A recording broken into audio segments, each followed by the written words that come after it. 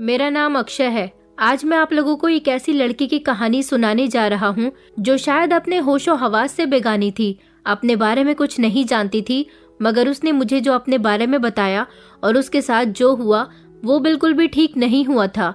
उसके साथ ऐसा बिल्कुल नहीं होना चाहिए था, मगर उसने खुद ये कदम उठाया था। उसकी भी तो इसमें गलती थी। कोई लड़की भला कैसे किसी के साथ इतना बड़ा कदम उठा सकती है, मगर उसने ऐसा क्यों किया? क्यों उसने अपनी जिंदगी अपने हाथों से बर्बाद कर ली? क्या कोई भी इंसान अपने हाथों से जानबूझकर अपनी जिंदगी को बर्बाद कर सकता है? मैं आपको बताता हूँ कि उस लड़की के साथ आखिर क्या हुआ, क्यों वो ऐसे नरक तक पहुंची और क्यों वो इस कदर बर्बाद हुई कि उसने अपनी ही मैं एक हाई क्लास फैमिली से बिलोंग करता था।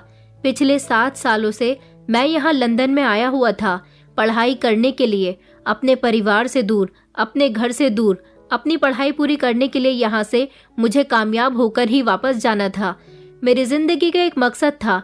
मेरी बचपन की दोस्त सुहानी, जिसे मैं बहुत पसंद करता था, वो हमारे मोहल्ले में ही रहती थी। सुहानी बचपन से ही बहुत मासूम और स्वीट थी, लेकिन कल से मैं सुहानी के लिए बहुत परेशान था। पापा ने मुझे बताया था कि उसकी शादी होने वाली है। वैसे भी मेरी अब पढ़ाई पूरी हो चुकी थी। अगले महीने ही मैं यहाँ से इंडिया जाने वाला था। मैंने जब ये खबर अपने घर वालों को दी तो मेरे घर वाले खुशी से झूम उठे थे। अपनी खुशी को बयां करते हुए उन्होंने मुझे ये खबर भी सुनाई थी कि उनके दोस्त सुशांत अंकल की बेटी सुहानी की शादी है। ना जाने क्यों मुझे सुहानी की शादी के बारे में सुनकर खुशी नहीं हुई थी, बल्कि मेरा दिल टूटकर रह गया था। वो मेरी अच्छी दोस्त तो थी, मगर मैं बचपन से ही उसे पसंद करता था। मेरे दिल में उसके लिए एक अलग जज्बात थे। उसकी शादी की खबर सुनकर मेरा मन किया कि मैं अभी भागकर उसके पास चला जाऊं और उससे अपनी मोहब्बत का इजहार कर दूं, मगर मैं मजबूर था। यहाँ से इतनी आसानी से नहीं जा सकता था। और तो और ऐसे समय में भी सुहानी के पास मोबाइल नहीं था और ना ही मेरे पास उससे कांटेक्ट करने के लिए कोई नंबर था, ना ही कोई ऐसा था जो मेरी उससे बात करवा सकता था। मेरे यहाँ से जाने की डेट सुहानी की शादी की डेट से 2 दिन पहले की थी। मेरे मम्मी पापा ने कहा था कि तुम यहाँ आओगे तो सुहानी की शादी भी अटेंड कर लो। वैसे भी सुशांत अंकल तुम्हें काफी समय से याद कर रहे हैं। अब मैं उनको क्या बताता कि उन्होंने मुझे जो खबर दी है वो मेरे दिल पर किस तरह गुजर रही है। फिलहाल 1 महीना भी धीरे धीरे गुजर गया था और मेरे जाने का समय आ गया था। मैं जैसे ही इंडिया आया तो सबसे पहले अपनी फेवरेट जगह गया था। मेरी फेवरेट जगह थी वो पार्क, जहाँ पर बचपन में हम दोनों के पापा हम दोनों को पार्क लेकर जाते थे। ये बहुत ही खूबसूरत पार्क था। सुहानी और मैं अपने अपने पापा के साथ यहाँ आते थे और काफी देर तक खेलते रहते थे। यहाँ अपनी पुरानी यादें ताज़ा करने के बाद मैं अपने घर आ गया था। वैसे तो पापा मुझे एयरपोर्ट पर लेने के लिए आने वाले थे, मगर मैंने उन्हें मना कर दिया था। मैं जब भी छुट्टियों में इंडिया आता था तो अपने शहर आते ही पार्क में कुछ समय बिताकर वापस जाता था। मैं नहीं चाहता था कि किसी को ये बात पता चले कि मैं पार्क अब भी जाता हूँ। पिछले 7 साल से मैं इसी तरह यहाँ आकर अपनी यादों को ताज़ा किया करता था। मुझे बचपन के वो दिन याद आते थे जब मैं और सुहानी 10 साल की उम्र तक एक साथ रहे थे। मेरे पापा और सुहानी के पापा एक दूसरे के बहुत अच्छे फ्रेंड्स थे और हम लोग एक ही मोहल्ले में रहा करते थे। सुहानी के पापा भी एक बिजनेसमैन आदमी थे, जबकि मेरे पापा इस शहर के डीएसपी ऑफिसर थे। मेरी उम्र 13 साल हुई तो पापा ने मुझे लंदन में पढ़ने के लिए भेज दिया था। उनका मानना था कि वो बचपन से ही मुझे लंदन भेज देंगे तो मैं पढ़ाई में ज्यादा बेहतर हो जाऊंगा। बस तभी से मैं और सुहानी एक दूसरे से अलग हो गए थे और फिर पहले हम लोग एक ही मोहल्ले में भी रहते थे, लेकिन कुछ समय के बाद हमारी पूरी फैमिली दूसरे शहर में शिफ्ट हो गई थी। फिलहाल जब मैं घर आया तो मेरे घर वाले मुझे देखकर बहुत खुश हुए थे। पापा ने मेरे आने की खुशी में घर में मेरी पसंद का खाना बनवाया था। मैं जब भी घर आता था एक बार सुहानी के घर जरूर जाता था। मैंने देखा था कि सुहानी बहुत मासूम और भोली भाली लड़की थी। वो इतनी सीधी थी कि दुनियादारी अच्छे तरीके से भी नहीं जानती थी। वक्त के साथ साथ जैसे जैसे वो बड़ी होती गई, दुनिया की बातों से बहुत दूर हो गई। वो एक तरह से दिमागी तौर पर कमजोर लड़की थी। वो ऐसी क्यों हो गई थी ये तो मैं नहीं जानता था, क्योंकि बचपन में एक मासूम बच्चा जैसा होता है वो बिल्कुल वैसी थी। लेकिन धीरे धीरे जैसे वो बड़ी होती गई उसकी हरकतें बच्चों जैसी ही रहीं। हर किसी से डरना, घर के बाहर निकलने में डर लगना। उसे देखकर ऐसा लगता था जैसे वो कभी बड़ी हुई ही नहीं है। मगर फिर भी मैं उसकी इस अदा से मोहब्बत करता था। लेकिन अब उसके घर वाले उसकी शादी करने जा रहे थे। मुझे लगता था कि उन्हें उसकी शादी नहीं करनी चाहिए थी। एक बार वो अपनी बेटी को ठीक तो कर लेते, तभी उनका उसकी शादी करना ज्यादा बेहतर था। पता नहीं, अब तो मैं वैसे भी उससे कई सालों के बाद देखने वाला था। सिर्फ मैंने उसके बारे में सारी बातें सुनी हुई थी। जल्दी जल्दी हम सब लोगों ने एक साथ खाना खाया और पापा ने कहा कि अब हम लोगों को सुशांत अंकल की तरफ जाना है। मैंने कहा, मगर पापा, हमें आज वहाँ नहीं जाना चाहिए। अब हम शादी वाले दिन ही उनके घर चलेंगे। पापा कहने लगे कि नहीं बेटा, आज सुहानी की हल्दी है, कल संगीत का फंक्शन होगा, हमें आजकल और परसों भी उनके घर पर जाना है। मम्मी पापा तो वहाँ जा ही रहे थे। मैं बहुत थका हुआ था, उन लोगों से मना कर रहा था, मगर वो लोग मुझे जबरदस्ती वहाँ ले गए। वैसे तो मेरा भी मन कर रहा था सुहानी को देखने का, लेकिन मैं अंदर ही अंदर दुखी था कि उसकी शादी होने जा रही थी। मैंने तैयार होते समय मम्मी से कहा भी था कि सुहानी की शादी सुशांत अंकल को नहीं करनी चाहिए। मम्मी चौंक कर कहने लगी कि क्यों बेटा, आखिर ऐसा कौन सा पिता होगा जो अपनी बेटी की शादी नहीं करना चाहेगा? तुम ऐसा क्यों कह रहे हो? मैंने मम्मी से कहा, क्या आप जानती नहीं हो कि सुहानी की कंडीशन कैसी है? मम्मी कहने लगी कि बेटा, तुम अब सुहानी से मिलोगे तो तुम हैरान रह जाओगे। सुहानी पूरी तरह से चेंज हो गई है। सुहानी ने अपने दोस्त भी बना लिए। अब वो पहले जैसी सीधी सादी नहीं रही, अब वो काफी मॉडर्न भी हो गई है। वो पहले जैसी बेवकूफी वाली हरकतें भी नहीं करती। सुहानी से मिलकर तुम्हें लगेगा ही नहीं कि तुम उसी सुहानी से मिल रहे हो जिसे तुमने पहले देखा था। मम्मी की बात सुनकर तो मुझे सच में हैरानी हो रही थी। अब तो मैं उससे मिलने के लिए और ज्यादा एक्साइटेड था कि क्या सच में वो नॉर्मल हो गई थी। हम लोग तैयार होकर जब सुशांत अंकल के घर आए तो यहाँ एक अजीब सा माहौल था। जहाँ सबके चेहरों पर सुहानी की शादी की खुशी होनी चाहिए थी, वहाँ सबके चेहरों पर उदासी छाई हुई थी। सुहानी की मम्मी तो जोर जोर से रो रही थी, जबकि उसके भाई बहन के चेहरों पर भी एक अजीब सी उदासी छाई हुई थी। हम सब ने जब उनसे उनकी परेशानी की वजह पूछी तो हमें उन्होंने एक ऐसी बात बताई जिसे सुनकर हमारे पैरों तले से जमीन निकल गई थी, जबकि मैं तो बहुत घबरा गया था कि आखिर ये क्या हो गया। सुहानी की आज हल्दी थी, मगर आज वो घर से निकलकर ना जाने कहाँ चली गई थी। सुहानी को उसके कमरे में तैयार होने के लिए भेज दिया था, जबकि बाकी लोग अपनी अपनी तैयारी करने में बिजी थे। लेकिन जब उसे हल्दी की रस्म करने के लिए बुलाया गया तो वो अपने कमरे में मौजूद नहीं थी और इस बात को 1 घंटा गुजर गया था। सब लोग उसे ढूंढ रहे थे, जबकि घर में मेहमान आए हुए थे। सुशांत अंकल और सुहानी का बड़ा भाई उसे ढूंढने के लिए घर से निकले हुए थे। मैंने चौंक कर उन लोगों से कहा कि आखिर सुहानी कहाँ चली गई। सुहानी की मम्मी कहने लगी कि बेटा, हमें कुछ नहीं पता कि वो कहाँ गई, न जाने वो किस हाल में होगी। मैं फौरन ही घर से निकल गया और मैंने सुशांत अंकल को कॉल करके पूछा कि आप लोगों को सुहानी मिली या नहीं। वो बहुत परेशान नजर आ रहे थे। उन्होंने कहा कि नहीं बेटा, सुहानी कहीं नहीं मिल रही। 24 घंटे से पहले हम लोग पुलिस में भी उसकी गुमशुदगी की कंप्लेंट दर्ज नहीं करवा सकते। काफी देर तक वो लोग उसे ढूंढते रहे, मगर वो कहीं नहीं मिली। फिर जब हार कर वो लोग घर आए तो उन्होंने यही बताया कि कहीं सुहानी किसी लड़के के साथ तो नहीं भाग गई, मगर मेरा दिल इस बात के लिए नहीं मानता था। सुहानी किसी लड़के के साथ कैसे भाग सकती थी? सुहानी के पापा का कहना था कि ऐसा भी तो हो सकता है कि हमारी बेटी को ये लड़का पसंद न हो जिसके साथ वो शादी करना चाहती है, लेकिन ऐसी बात होती तो सुहानी इस बारे में जरूर बताती। जब उससे रिश्ते की बात की गई थी तो वो इस रिश्ते से खुश थी। किसी की समझ नहीं आ रहा था कि क्या हुआ और सुहानी का पता क्यों नहीं चल रहा था। सारी रात हम लोग इसी परेशानी में सुशांत अंकल के घर ही रहे थे। वहाँ पर मौजूद सारे मेहमान भी वहाँ से जा चुके थे। उन लोगों का कहना था कि अब यहाँ कोई शादी नहीं होगी, क्योंकि वो लड़की जवान थी, वो जरूर अपने किसी आशिक के साथ भाग गई होगी और आप लोग उसकी शादी जबरदस्ती करवाने की कोशिश कर रहे होंगे, तभी तो उसने ये कदम उठाया, वरना आपकी बेटी कहाँ जा सकती है। अब तो लोग भी तरह तरह की बातें करने लगे थे। जैसे विचार सुहानी के माता पिता के दिमाग में आ रहे थे, ऐसे ही विचार लोगों की जबान तक आ पहुंचे थे। मैं सुहानी के लिए बहुत परेशान हो रहा था।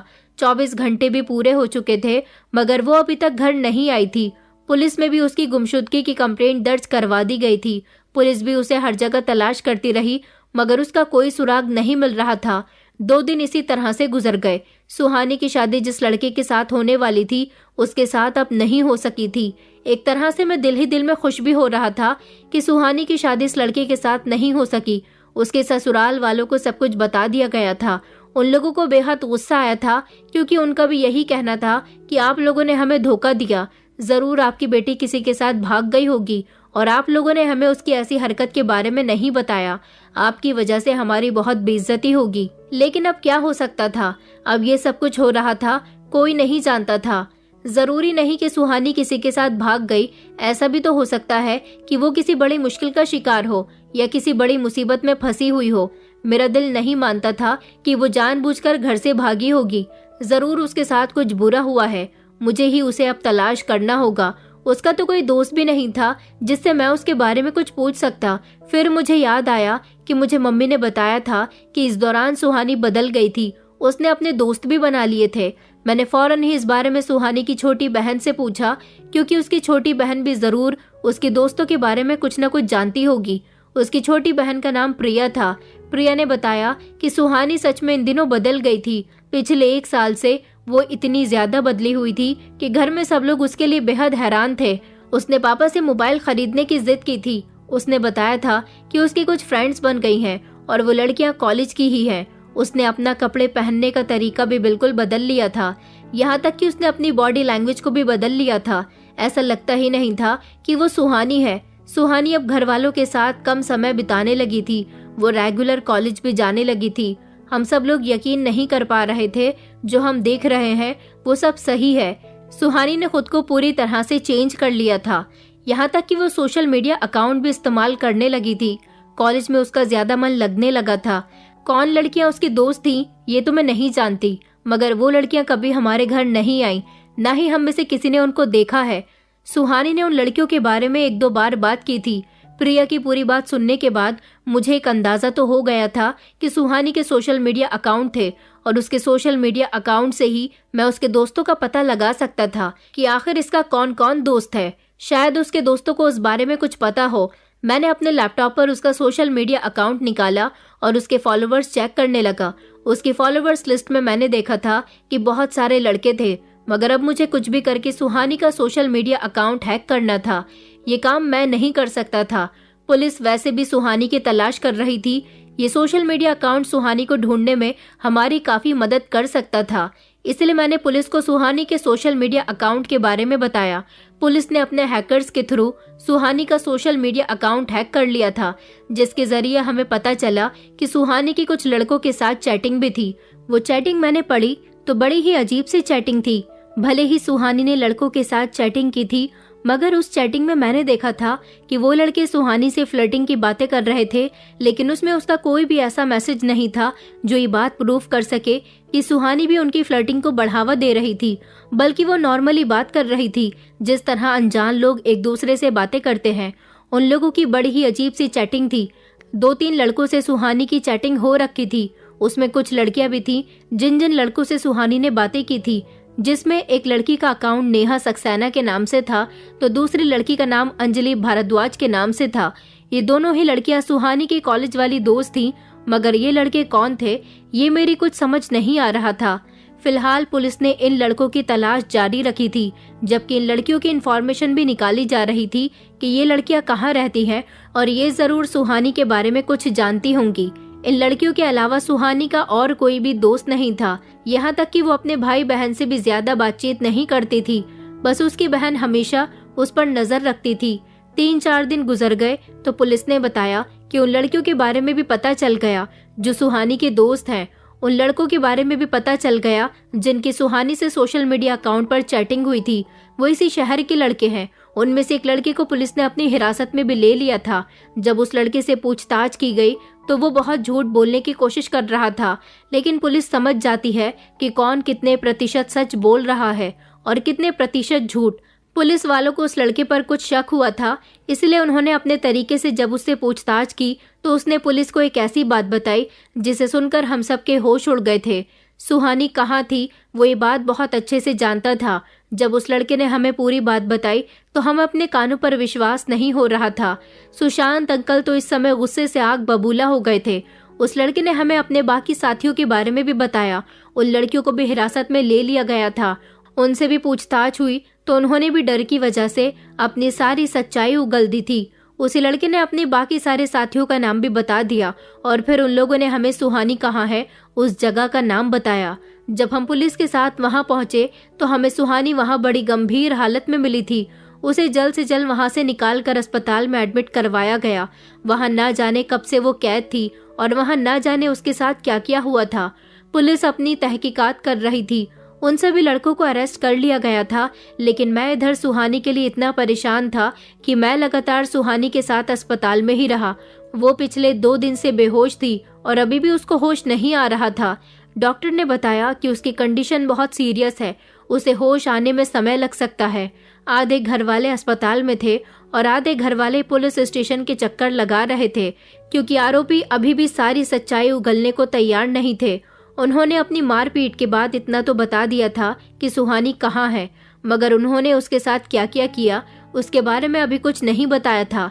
फिलहाल ये लोग सारी सच्चाई बता ही देंगे, मगर मैं तो सुहानी के होश में आने का इंतजार कर रहा था, क्योंकि पुलिस को भी सुहानी के होश में आने का बेसब्री से इंतजार था और पुलिस उसका बयान लेना चाहती थी। लेकिन 2 दिन बाद सुहानी होश में आ गई थी। जब वो होश में आई और उसकी तबीयत कुछ बेहतर हुई तो हम लोगों ने सुहानी से बात करने की कोशिश की। उसकी कंडीशन बहुत खराब थी, लेकिन उसके बयान बहुत जरूरी था। उसकी सारी सच्चाई जानना हम सब के लिए ही नहीं बल्कि उसके लिए भी बहुत जरूरी था। वो इस तरह की बात करने के लिए तैयार तो नहीं थी, मगर उसकी हालत बहुत बुरी हो रही थी। होश में आने के बाद सुहानी ने अपने बारे में कुछ इस तरह की कहानी सुनाई। उसने बताया कि मैं आप लोगों की तरह एक मामूली सी इंसान हूँ। मैं भी तो आपकी ही तरह नॉर्मल जिंदगी गुजार रही थी, मगर दुनिया वालों को शायद ये मंजूर नहीं था। कोई नहीं चाहता था कि मैं नॉर्मल जिंदगी गुजार सकूं। हर कोई मुझे बातें सुनाने में कभी कमी नहीं करता था। बचपन से लेकर जवान होने तक मैंने अपने भाई बहन तक के बहुत सारे ताने सुने थे। अगर मैं अपने दिमाग से कमजोर थी तो इसमें मेरी कोई गलती नहीं थी। भगवान ने ही शायद मुझे ऐसा बनाया था। मैं हमेशा से ही अपने भाई बहन की मजाक का निशाना बनती थी। हर बार मुझे ये एहसास दिलाया जाता था कि मैं नॉर्मल नहीं हूँ। मैं हर किसी की बात बड़ी आसानी से मान जाती थी। मेरे माता पिता तक मुझे अपने साथ कहीं लेकर नहीं जाते थे, क्योंकि मुझ में लोगों से बोलने का सेंस नहीं था। मुझे खाने पीने का सेंस नहीं आता था। आज के दौर की तरह रहने का तरीका नहीं आता था। मैं बहुत सीधी हूँ। मुझसे जो होता मैं वही कर लेती हूँ। मैं अपने दिमाग से कुछ नहीं करती। हाँ, नहीं है मुझ में दिमाग। नहीं चल सकती मैं दुनिया के मुताबिक। मैं मन की भोली हूँ। मुझे सादी जिंदगी बेहद पसंद है। अगर शायद इस दुनिया में उन लोगों का कोई काम नहीं है जो सादे तरीके से अपना जीवन गुजारना चाहते हैं। हर कोई मेरी मजाक बनाता है। हर कोई मुझे ताने देता है। मुझे पहनने ओढ़ने का सेंस नहीं है। मैं अमीर लोगों की तरह जिंदगी गुजारने के तरीके नहीं जानती। मैं ज्यादा किसी से बात नहीं करती और जब किसी से बात करती हूँ तो उसे अपना समझकर बात करती हूँ। ये सब भी किसी को नहीं पसंद। शायद मेरे इन्हीं तरीकों से मुझे पागल कहा जाता है, क्योंकि मैं बच्चों के साथ बच्चों जैसी बन जाती हूँ मगर बड़ों के साथ बड़ों जैसी नहीं बनती। सब भाई बहन एक साथ अगर कहीं जाते और मैं उनके साथ जाना चाहती तो कोई मुझे अपने साथ लेकर नहीं जाता। मेरी बहन कहती कि तुम कहीं जाने के लायक नहीं हो, हमारी इंसल्ट करवा दोगी। मैं अपना दिल महसूस कर रह जाती थी। बचपन से ही पढ़ाई में मैं अच्छी नहीं थी तो मम्मी पापा डांटा करते थे। पढ़ाई में मुझसे दिमाग नहीं लगता था। सीधापन और कम दिमाग मेरे अंदर बचपन से ही है, लेकिन जैसे जैसे मैं बड़ी होती गई तो मुझे अपनी बेइज्जती महसूस होने लगती थी। ऐसा लगता था जैसे मुझे सब बेइज्जत करते हैं। लोग जब मेरी मजाक बनाते और हंसते तो मुझे अंदर से फील होता था मुझे आगे नहीं पढ़ना था, मगर मम्मी पापा की जिद ने मुझे जैसे तैसे कॉलेज की जिंदगी तक तो पहुंचा दिया था। एक दिन मैं कॉलेज में उदास बैठी हुई थी। मेरे लिए कॉलेज उस समय नया नया था। वहाँ के सारे लोग भी नए नए थे। मुझे दोस्त की जरूरत थी। मेरे पागलपन की वजह से कोई भी मेरे करीब नहीं आता था, मगर वहाँ मेरी कुछ लड़कियों से दोस्ती हो गई। उन्होंने मुझे समझाया कि तुम उल्टी सीधी हरकतें क्यों करती हो जिससे लोग तुम्हारी मजाक बनाते हैं। तुम हमारी तरह मैच्योर बनो, समझदार बनो। मैंने रोती हुई शक्ल बनाकर उनसे कहा कि मैं ऐसा क्या करूं जिससे मैं तुम लोगों की तरह बन जाऊं। उन लोगों ने पहले तो मुझसे दोस्ती की और उसके बाद मुझे अपनी तरह बनने के लिए कहा। उन्होंने मुझसे वादा किया कि वो मुझे अपनी तरह बना देंगी, फिर मेरी कोई मजाक नहीं बनाएगा। उन्होंने कहा था कि अभी भी तुम्हारा दिमाग बच्चों जैसा है, लेकिन अब तुम्हें बड़ा होना होगा। अगर तुम बड़ी नहीं हुई तो हमेशा लोग तुम्हारी इसी तरह से मजाक बनाते रहेंगे। देखो, तुम्हें तो कपड़े पहनने का भी तरीका नहीं आता। तुम कॉलेज में अजीब तरह की हरकतें करती हो। कभी टीचर पढ़ाई में कुछ समझा रहे होते हैं और उस दौरान अगर उनको खांसी आ जाती है तो तुम भी उनके साथ साथ खांसने लग जाती हो या फिर तुम्हारी हंसी छूट जाती है। टीचर से तुम्हें डांट पड़ती है और बाकी सब तुम्हारी मजाक बनाते हैं। मैंने कहा, हाँ तो बताओ फिर तुम लोग मुझे अपनी तरह कैसे बनाओगी। उन्होंने कहा कि हमारे साथ दोस्ती कर लो। मैंने फौरन ही उनसे दोस्ती का हाथ मिला लिया था। वो 2 लड़कियां थीं, नेहा और अंजलि। पहले तो वो सबके साथ मिलकर मुझे देख देख कर बहुत हंसती थी, लेकिन उस दिन के बाद उन्होंने मुझसे वादा किया कि वो कभी मेरी मजाक नहीं बनाएंगी और न ही किसी को बनाने देंगी। उन दोनों ने मुझसे कहा कि ये तुम किस तरह के कपड़े पहनकर आती हो, पहले तो तुम अपने कपड़े पहनने का तरीका बदलो, उठने बैठने का तरीका बदलो। एक दिन मैं उनके साथ कॉलेज से ही अपने ड्राइवर की गाड़ी में बैठकर शॉपिंग करने के लिए चली गई थी। उन्होंने मुझे बड़े अजीब से कपड़े दिलवाए थे। वो कपड़े बहुत छोटे छोटे थे। मैं अगले दिन वो कपड़े पहनकर कॉलेज गई तो वो सारे लोग मुझे देख रहे थे। मुझे उन कपड़ों में बहुत अजीब लग रहा था। मैंने उन दोनों से कहा कि मुझे ये कपड़े अच्छे नहीं लग रहे, मगर वो कहने लगी कि ऐसे कपड़े पहनोगी तो तुम्हारे और ज्यादा दोस्त बन जाएंगे। उन्होंने मुझे चलने का तरीका भी सिखाया था। कॉलेज में वो मेरे साथ ये सब कुछ किया करती थी। उन दोनों ने मुझे बताया था कि लोगों से तुम्हें कम बात करनी है। कोई अगर तुम्हें देखकर हंसे तो उसे सिर्फ मुस्कुराकर जवाब देना। इसलिए मैं उन दोनों की बात को बहुत अच्छी तरह से सुनती थी। मुझे ऐसा लग रहा था जैसे अब लोगों ने मेरी मजाक बनाना कम कर दिया। उनके साथ खरीदे हुए कपड़े पहनकर मैं कॉलेज आती तो लड़के मुझे बड़े गौर गौर से देखते थे और अब सबने मेरी मजाक बनाना कम कर दिया था, क्योंकि मैं अब क्लासरूम में भी ज्यादा किसी से नहीं बोलती थी। कॉलेज में भी डांस नहीं करती थी। जब तक मेरी दोस्त मुझे कोई काम करने को नहीं कहती तब तक मैं कुछ नहीं करती थी। यहाँ तक कि मैंने अपने भाई बहनों के साथ भी उठना बैठना छोड़ दिया था और उनसे बातचीत करनी भी बंद कर दी थी। ज्यादातर मैं अपने कमरे में ही रहती थी। अगर कोई मुझसे कुछ कहता तो मैं उन्हें अपनी दोस्तों के बारे में बता दिया करती थी। एक दिन मैंने देखा कि उन लोगों के पास मोबाइल था। उन्होंने मुझसे पूछा कि तुम्हारे पास मोबाइल नहीं है। मैंने कहा कि नहीं, मेरे पास मोबाइल नहीं है। तो उन्होंने कहा कि तुम्हारे पापा तो बहुत अमीर हैं, अपने पापा से जिद करो कि तुम्हें मोबाइल लेना है, वो तुम्हें मोबाइल खरीद कर दे देंगे। इस तरह तुम्हारे पास मोबाइल में बहुत सारे दोस्त बन जाएंगे। मैंने देखा था कि वो दोनों लड़कों से फोन पर बातें करती रहती थी। मुझे उनका बातें करना बहुत अच्छा लगता था। वो कहती थी कि हमारे भी दोस्त हैं और हम उनसे फोन पर बातें करते हैं। अगर तुम्हारे पास मोबाइल आ जाएगा तो तुम्हारे भी बहुत सारे दोस्त बन जाएंगे और तुम उनसे कभी भी और किसी भी समय फोन पर बात कर सकोगी। इस तरह तुम्हें अकेलापन भी महसूस नहीं होगा। उनकी बात सुनकर मुझे बहुत अच्छा लगा। ये तरीका मुझे ज्यादा बेहतर लगा था, इसलिए मैंने पापा से मोबाइल खरीदने की जिद की। मेरे घर वालों को मेरे अंदर धीरे धीरे बदलाव नजर आ रहा था, इसलिए पापा ने मुझे मोबाइल दिलवा दिया। मोबाइल कैसे चलता था ये तो मुझे नहीं आता था, क्योंकि पहली बार मेरे हाथ में मोबाइल आया था। पापा ने मुझे इसलिए मोबाइल नहीं दिलवाया था कि कहीं मैंने मोबाइल का गलत इस्तेमाल कर दिया तो मैं किसी बड़ी मुसीबत में फंस सकती हूँ। मगर अब वो मेरी तरफ से बेफिक्र रहने लगे थे। मैंने काफी हद तक खुद को बदलने की कोशिश की थी, लेकिन मैं दिमाग से अभी भी कमजोर थी। मैं ज्यादा गहराई से किसी बात को नहीं सोचती थी। जो मुझे बेहतर लगता मैं वही कर लिया करती थी। मैंने नेहा और अंजलि को अपना मोबाइल दिखाया तो उन दोनों ने कहा कि तुम्हारा मोबाइल तो बहुत महंगा है। मैंने कहा कि मुझे नहीं पता, ये मुझे मेरे पापा ने लेकर दिया है। अच्छा है ना? तो वो लोग बहुत खुश हुई और कहने लगी कि अरे यार, ये तो बहुत अच्छा है। उन दोनों ने मेरा सोशल मीडिया पर अकाउंट बना दिया और सोशल मीडिया कैसे चलता है वो भी मुझे बता दिया। उन्होंने कहा कि सोशल मीडिया अकाउंट पर तुम अपनी अच्छी अच्छी पोस्ट भी अपलोड कर सकती हो, अपनी फोटो और वीडियो भी इस पर डाल सकती हो। लोग तुम्हारी तारीफ करेंगे और तुम्हें लाइक भी करेंगे। उन्होंने मुझे सोशल मीडिया के सारे तौर तरीके सिखा दिए थे, यहाँ तक कि चैटिंग करना भी सिखा दिया था। उन्होंने मेरी सोशल मीडिया प्रोफाइल पर मेरा फोटो भी लगा दिया था। धीरे धीरे मेरे पास काफी सारे लड़कों की फ्रेंड रिक्वेस्ट आने लगी। मैं ज्यादा कुछ तो जानती नहीं थी। जो उन लोगों ने मुझे बताया था मैं सिर्फ इतना ही जानती थी। मैं घर पर आकर अपने कमरे में बंद हो जाती और सारी रात सोशल मीडिया का इस्तेमाल करने लगी थी। उस पर आने वाली वीडियोस देख देख कर खूब हंसती थी। उस पर कुछ दुखी वीडियो आती तो मेरी आंखों में आंसू आ जाते थे। मैं उसे देखकर बहुत रोती भी थी। मैंने लोगों को कमेंट करना भी शुरू कर दिया था। कुछ लड़कों से मेरी बातचीत भी होने लगी थी। उनसे बातचीत करना मुझे अच्छा लगने लगा था।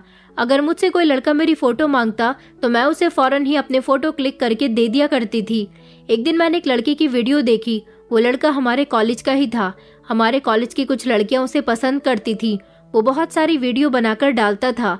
मेरे दोस्तों ने बताया था कि तुम हर वीडियो पर कमेंट कर सकती हो, इसलिए मेरा जो मन करता मैं उस पर वो कमेंट कर देती थी। मगर उस लड़के निखिल की वीडियो देखकर मुझे बहुत हंसी आई थी।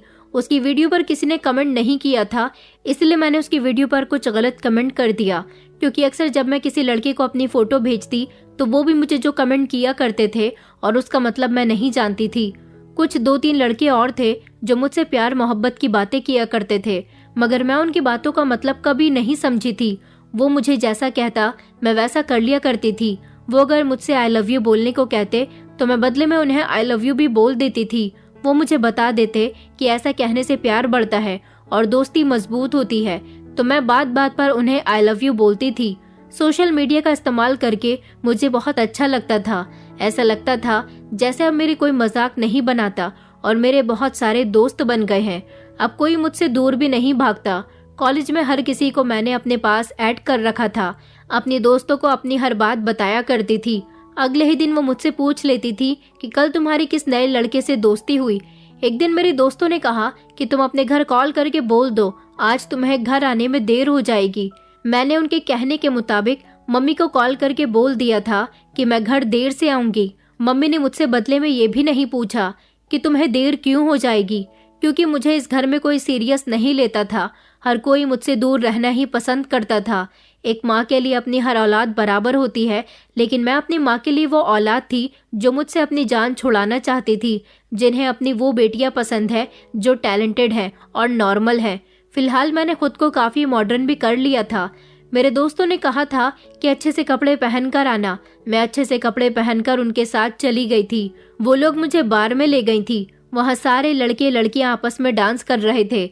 उन्होंने मुझसे कहा कि यहाँ लड़कों के साथ डांस करने में बहुत मजा आता है। मैं भी उनके साथ डांस करने लगी।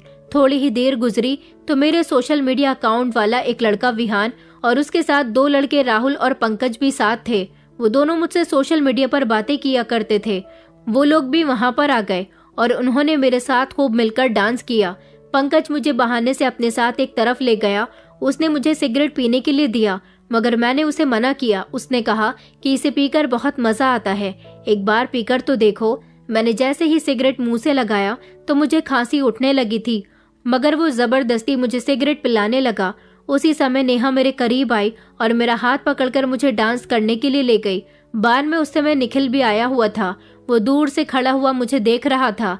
पंकज, राहुल और विहान से कुछ बात कर रहा था। थोड़ी ही देर के बाद वो तीनों भी हमारे साथ डांस करने के लिए आ गए, मगर डांस के दौरान वो तीनों मुझे अजीब अजीब जगह से छूने की कोशिश कर रहे थे। मैंने उन लोगों से कहा कि मुझे घर जाना है, मुझे बहुत घबराहट हो रही है, मगर उन्होंने मुझे जाने नहीं दिया। वो बार बार मुझसे डांस करने की जिद करने लगे। यहाँ तक कि नेहा और अंजलि भी मेरी बात नहीं सुन रही थी। बड़ी मुश्किल से उन लोगों ने मुझे घर जाने के लिए छोड़ा था। मैं जब घर आई तो मुझे पता चला कि अगले दिन मुझे लड़के वाले देखने के लिए आ रहे हैं। मम्मी पापा ने मुझे घर से बाहर निकलने के लिए मना कर दिया था। मुझे बहुत खुशी हो रही थी कि मेरी भी शादी होगी। मैंने फौरन ही अपनी ये खुशी अपने दोस्तों के साथ शेयर की। नेहा और अंजलि को कॉल करके बता दिया कि मेरी शादी होने वाली है, कल मुझे लड़के वाले देखने आ रहे हैं। वो लोग इस बात से बहुत खुश हुई थी। उन्होंने कहा था कि इस पर तो पार्टी बनती है। मैंने कहा कि हाँ, मैं तुम लोगों को बहुत अच्छी पार्टी दूंगी। मम्मी ने मुझे समझाया था कि जैसे अब तुम रहने लगी हो, लड़के वालों के सामने बिल्कुल उसी तरह से पेश आना। किसी के सामने फालतू बातें मत करना, बस खामोशी से बैठी रहना। अगर वो तुमसे कोई सवाल पूछे तो उसका जवाब बहुत नरमी और मासूमियत से देना। मम्मी के कहने के मुताबिक मैंने बिल्कुल ऐसा ही किया था। पहली बार मम्मी ने मुझे इतने प्यार से कुछ समझाया था। उनकी बात मेरे दिमाग में बहुत अच्छे से बैठ गई थी, वरना हमेशा वो मुझे गुस्से से ही हर बात समझाया करती थी। लड़के वालों ने मुझे पसंद कर लिया था और शादी की डेट भी जल्दी ही रख दी गई थी। घर में शादी की तैयारियां शुरू हो गई थी। रिश्ता लग जाने के बाद घर से निकलना मेरे लिए कम हो गया था। पढ़ाई में तो मैं वैसे भी ज्यादा अच्छी नहीं थी, लेकिन फिर भी पापा ने मेरा कॉलेज में एडमिशन इसलिए करवा दिया था ताकि मैं घर से बाहर निकलकर दुनिया के तौर तरीके देख सकूं, खुद को बदल सकूं। मेरे धीरे धीरे बदलने से पापा को यही लगा था कि उनका मुझे कॉलेज भेजने वाला तरीका बिल्कुल सही था। मेरी अभी भी बहुत सारे लड़के लड़कियों से चैटिंग होती थी। अब तो मेरी बात निखिल से भी होने लगी थी, जिसकी वीडियो पर मैंने गलत कमेंट किया था। कॉलेज गए हुए अब मुझे काफी दिन हो गए थे। नेहा और अंजलि मुझे बहुत याद करती थी। उनका कहना था कि हम तुम्हारे घर नहीं आ सकते, मगर तुम तो हमसे मिलने के लिए आ सकती हो ना। एक दिन मैं उनसे चोरी चुपके मिलने के लिए चली गई। उन्होंने कहा था कि तुम्हारी शादी की खुशी में हमें तुमसे गिफ्ट चाहिए। मैंने उनसे कहा कि हाँ बताओ, तुम लोगों को क्या चाहिए। उन्होंने कहा कि हमें 50,000 रुपए की जरूरत है। वो मेरी तरह अमीर घर की लड़कियां नहीं थी। 50,000 रुपए मेरे पास उस समय नहीं थे। मैंने पापा से 50,000 रुपए मांगे तो उन्होंने मुझे इतने पैसे देने से इनकार कर दिया। उनका कहना था कि तुम्हें जो कुछ भी लाना है वो अपनी मम्मी के साथ जाकर ले आना। इतने पैसे मैं तुम्हारे हाथ में नहीं दे सकता। आखिर तुम्हें क्या करना है। मगर मैंने नेहा और अंजलि के कहने के मुताबिक ये बात किसी को नहीं बताई थी कि वो पैसे मुझे उन दोनों को देने हैं। उन दोनों का कहना था कि तुम खामोशी से वो पैसे हमें लाकर देना, किसी को नहीं बताना। पापा ने मुझे पैसे नहीं दिए तो मैंने उन दोनों को कॉल करके बता दिया कि यार पापा मुझे पैसे नहीं दे रहे। वो कहने लगी कि हम तुमसे नाराज हो जाएंगे अगर तुम हमारे लिए पैसे नहीं लेकर आई। तो मैंने कहा कि मैं पैसे कहाँ से लेकर आऊं, पापा मुझे इतने पैसे नहीं दे रहे। मेरे पास अभी 10,000 रुपए पड़े हुए हैं, मैं वो लेकर आ जाती हूँ। मगर वो कहने लगी कि नहीं, तुम्हारी शादी होने जा रही है और वो भी इतने अमीर लड़के से। 10,000 रुपए में हम लोग तुमसे इम्प्रेस नहीं होंगे, पूरे 50,000 रुपए लेकर आओ। अरे तुम तो इतनी अमीर लड़की हो, तुम्हारे घर में तो जगह जगह पैसे रखे हुए होंगे, तुम्हें पता होगा तुम्हारे मम्मी पापा पैसे कहाँ रखते हैं। अपनी मम्मी के पर्स से पैसे चुरा लो, तुम्हारी मम्मी को थोड़ी ना तुम पर शक होगा कि पैसे तुमने चुराए हैं। मैंने कहा कि अच्छा ठीक है, मैं मम्मी के पास से पैसे चुरा लूंगी। उन्होंने कहा मगर ध्यान से पैसे चुराना, अगर तुम पकड़ी तो हम लोगों का नाम मत लेना कि हमने तुमसे पैसे लाने के लिए कहा था। मैंने कहा कि अच्छा मैं किसी से कुछ नहीं कहूंगी। मैं खामोशी से अपनी मम्मी के कमरे में गई। मैंने मम्मी से एक दो बातें की। मम्मी बाथरूम में नहाने के लिए चली गई थी तो मैंने जल्दी से मम्मी की अलमारी में उनका पर्स तलाश किया जिसमें उनके पैसे रखे हुए थे और जल्दी से मैंने मम्मी के पर्स से पैसे चुरा लिए। मगर मम्मी के पर्स में कुल 30,000 रुपए ही रखे हुए थे। 10,000 मेरे पास थे। वो 40,000 लेकर मैं उनके पास चली गई और उनसे कहा कि मैंने मम्मी के पास से पैसे चुरा लिए और जो मेरे पास पैसे थे वो भी इसमें रख दिए। अभी भी 10,000 रुपए कम पड़ रहे हैं। वो लोग कहने लगी कि अभी भी तुम 10,000 रुपए कम लेकर आई हो। चलो ठीक है, कोई बात नहीं। उन लोगों ने वो पैसे रख लिए। थोड़ी देर उन्होंने मुझसे बात की और फिर मुझे मेरे घर जाने के लिए कहा था। कुछ दिन और इसी तरह से गुजर गए। मैं अभी भी सोशल मीडिया का इस्तेमाल कर रही थी। निखिल ने फिर से अपनी दूसरी वीडियो अपलोड की।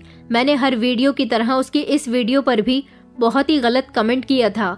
अब की बार मैंने इतना गलत कमेंट किया था कि शायद उसे बहुत बुरा लगा था और मेरे ही कमेंट पर लोग उसकी मजाक बनाने लगे थे।